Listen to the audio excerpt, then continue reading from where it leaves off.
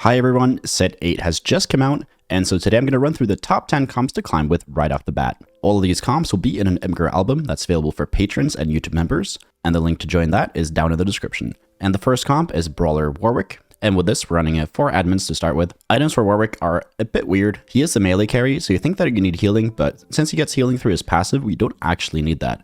It's especially nice if we get like Celestial Blessing as well, though we definitely don't need it. I really like USS to make sure that his ult can't get interrupted, and this also gives him more attack speed.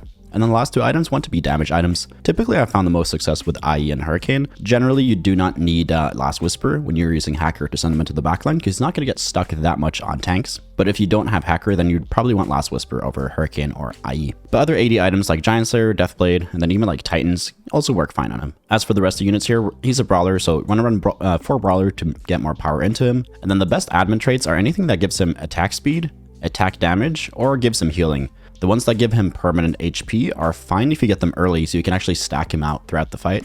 But if you get 4 admin in pretty late, like during the latter half of stage 4, then they're usually not super valuable. Mordekaiser here is a flex unit, so you can take him out for anything, depending on what you hit. So if you get +1 Brawler, for example, you can take out Mordekaiser to play 6 Brawlers, or if you get +1 Defenders, you can play 4 Defenders instead of Mordekaiser, or you can just play a Threat instead of Mordekaiser. If you get +1 admin, definitely take out the Camille, because she's kind of just a synergy bot here. But if you get 6 admin, you definitely want to play that, given that your other 2 admin traits are good. And then lastly, your tank items go on Riven, because she is going to be your strongest tank most of the time, unless you find yourself playing a stronger tank, like for example Aatrox. So next one up is kind of a similar comp, but still different. We're playing Brawler Warwick again, but with Lasercore. This trait got worked over the mid-set expansion, so now there's only 5 Lasercore units. And if you get a heart or emblem of Lasercore, then you definitely want to play 6 Lasercore. So we're pretty much always stuck running these 5 units. And then again, you can also drop down to just playing 2 Brawlers, even drop Shen. Like these units can definitely be dropped for anything else. But since Warwick is a Brawler, he actually benefits a lot from having 4 Brawlers in, just to make him more tanky. And also synergizes pretty well with the Lasercore trait, having a lot of HP, because you get to proc that drone more often. Again, his items are very similar. Again, sometimes you might need Last Whisper, sometimes you can get away with it, but you still don't need BT. And so the next one up is Star Guardian Neeko. Running 6 Star Guardian here, running all of them except for Kaisa, because she doesn't really fit with his comp. It's just all about making sure that Neeko gets as much damage as possible and generates as much mana as possible to just keep spamming her spell. As for her items, it's pretty much just the same items as Talia. They are pretty much just the same carry, only that their spells are different, which is a bit strange, considering that usually you would expect her to do something completely different. The main takeaway is that her targeting is very different, but we still want the same items, at least as of right now. We don't really have too many flex spots, but like we can take out Twisted Fate and Janna, drop down to 2 Spellslingers to play something else. But having TF in here is pretty nice, because he's a good secondary carry, and he also gets Duelist through Nyla, so he can actually deal a bit of damage with 4 Spellslinger. And also Janna is just a great all-around utility champion. Throw your main tank items onto Echo. Pretty standard tank items, but Stoneplate is really good on him because of the taunt. And then you just want to stack your bench with threats to have Syndra toss them in. So next one up is Vex reroll with supers. Pretty standard. I want to first go to level 6 to try to 3-star as much of the units as possible. Pretty much 3-starring everything except for Jhin. And then go to level 7, make sure that Zac is closest to Vex to make sure you get 4 mascots in, because if he goes here, you get Hacker. And if he is closest to Jhin, then he'll turn into a Renegade. As for items on Vex, we definitely want blue buffs, as she only has 40 mana. She is very similar to Soraka, so you just want to make sure you're spamming as much as possible. And then generally want Giant Slayer to get through the tanks, and then we can have Gunblade to heal up our team even more, or we can replace this for any other AP item like Deathcap, Jewel Gauntlet, and so on. Especially later, if you get 6 mascots with Nasus and Nunu, or if you get +1 mascot so you can drop the Nasus, then you usually don't need the Gunblade here. But hitting Nunu can be a bit hard, especially since we're going to be slow rolling at level 7 for the most part. And you pick either Alistar or Malphite as your main tank. Definitely don't want to pick Lee Sin since he's not a mascot unless you get a spatula on him. And you just want any standard tank items for them. It's just whichever you 3-star is the one you want to go for. But Alistar 3-star is definitely stronger than Malphite 3-star. And in the very late game, you can also throw like standard AD items onto Jhin. looked like this. Next up is TF carry, and we are running Oxforce as our main frontline here, just because the synergies fit really nicely with them, because we get Duelist through Fiora, and we get Spellslinger through Annie. And by adding in Viego and Alistar, we can very nicely round out all the synergies here with Sona, Neeko, and Echo. So just as an all-around, just really strong horizontal level 8 board. As for items on TF, he scales with attack speed. He's a bit of a different AP caster. Definitely want Rageblade on him, and Shiv is great, so he has a ton of attack speed. And the last item typically wants to be an AP item. So this can be JG, Giant Slayer, Guardbreaker, even Gunblade as well if you feel like you need the healing. And tank items generally go on Alistar, Echo, or Annie. Either is fine, but Alistar generally works the best. And then later into the game, you can definitely throw some AP items on Neeko as well to get a proper secondary carry, or even on Viego. Next up is Renegade Jhin.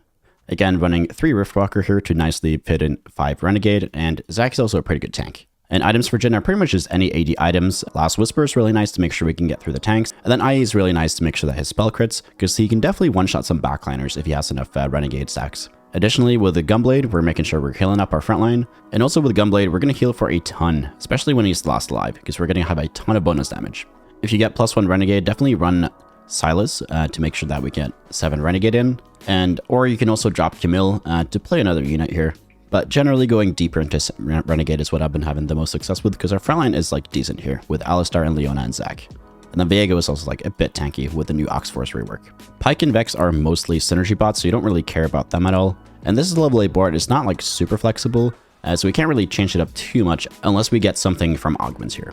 So next one up is Infiniteam. It's a bit awkward to make Twisted Fate the main carry in an Infiniteam comp.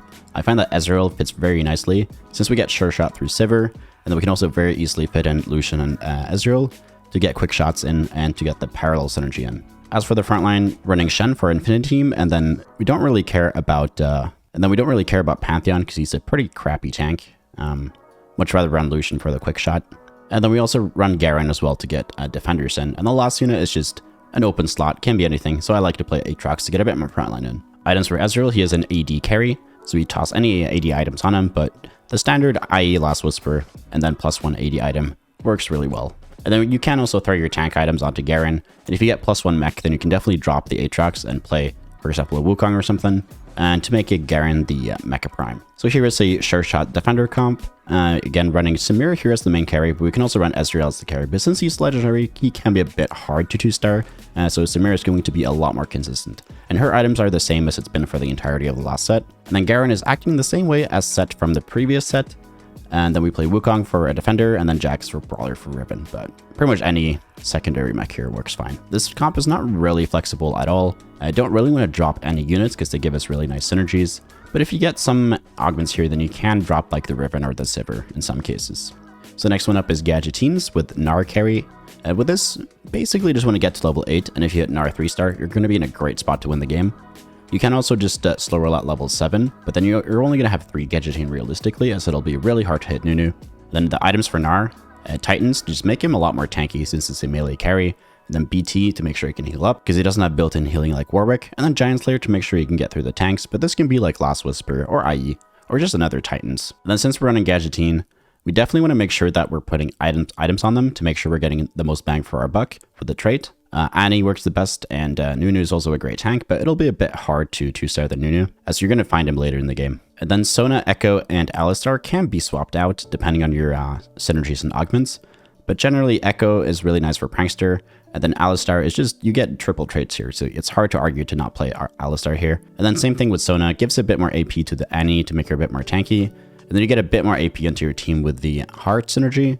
And she's all around just a decent utility unit, but you can also drop her to play Jinx to get 3 Pranksters in. And then last up is the quote-unquote new version of Anima Squad with MF carry, basically on the same units except now we are Gnar instead of Zoe. The game plan is pretty similar. Make sure you're playing Anima Squad early, and then stack your MF late game, and then stack your Riven with tank items. But if you don't have that many Anima Squad stacks, then you want to stack Echo, as he's a bit of a better tank than Riven. And if you are able to hit 7 Anima, then drop the Gnar for the Silas to get even more hour into your team. And then Quick Draw is a bit awkward. It's a new synergy for MF, but it's not really, I haven't had too much success with it, to be quite honest, so I'd rather just play the standard version that I know works well. All of these comps are in an Imgur album that will be available for patrons and YouTube members, and the links to join is down in the description. So check that out if you want to have it all in one with explanations and to support the channel. So thank you so much for watching, and I'll see you in the next video.